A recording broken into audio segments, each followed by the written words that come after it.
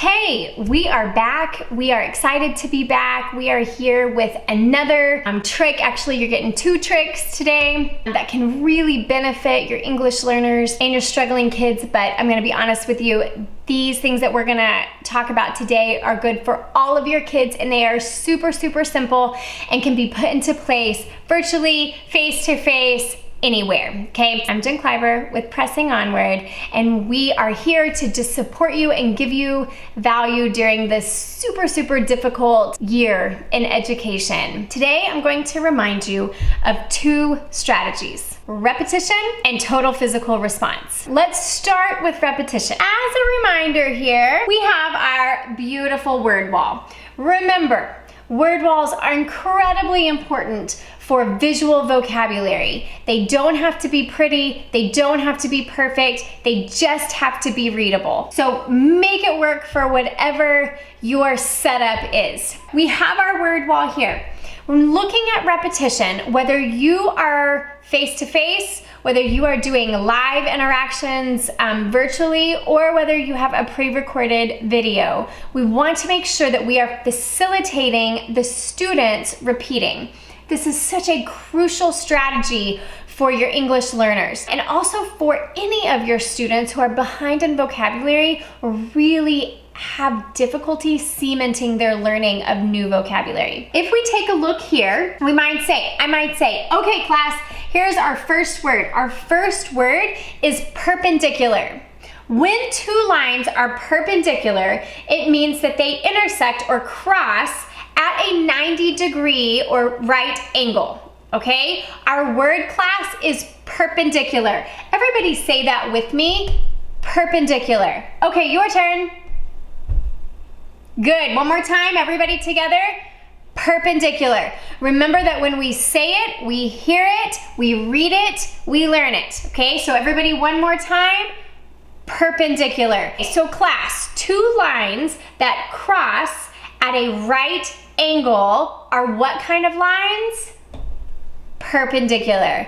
Excellent. And so just with that simple repetition, that extra 10 to 15 seconds of repetition, we are cementing the learning of this vocabulary. That's repetition. I know it may seem weird, especially if you're doing pre-recorded videos, because it's awkward and it's different to talk into a camera or talk into a computer. But please, please, please don't forget how important repetition is. So let's move on to our second one. Total physical response, also called TPR. Now I've already modeled this for you actually as I was going through repetition. So when I explained perpendicular, I made a hand motion. TPR is simply putting a hand motion to a meaning.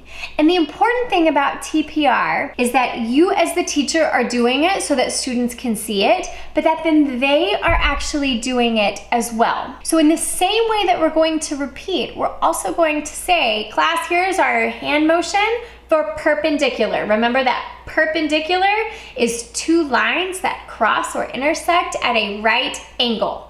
Perpendicular. Everybody do it with me. Perpendicular. One more time. Perpendicular.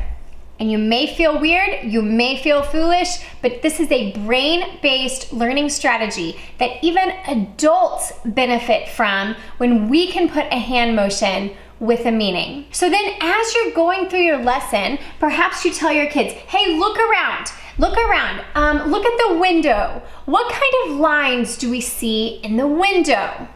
We see perpendicular lines. They make the window pane. Everybody together?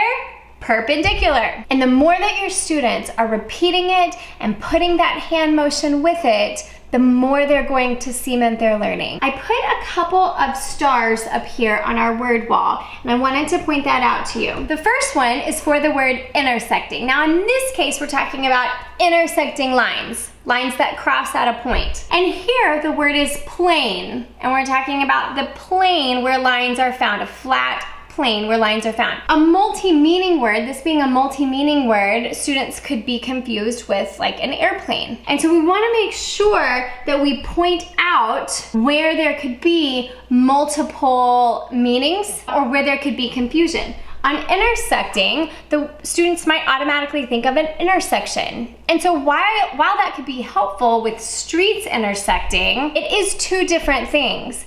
And so anytime that students could be confused because of their background knowledge, it's really important to make sure that we are providing clarification. And so by repetition and by total physical response, that's one of the ways that we can add that clarification. Y'all, please do not go away from these two strategies because you don't feel comfortable doing them. Nothing is comfortable right now. Everything is uncomfortable right now. Everything is a learning curve. So add this to it because these two strategies are two of the easiest and most effective strategies that you can do and you can do regularly. Now, if your students aren't used to repeating things after you or to putting hand motions with it, they may not jump in, especially if they're older kids.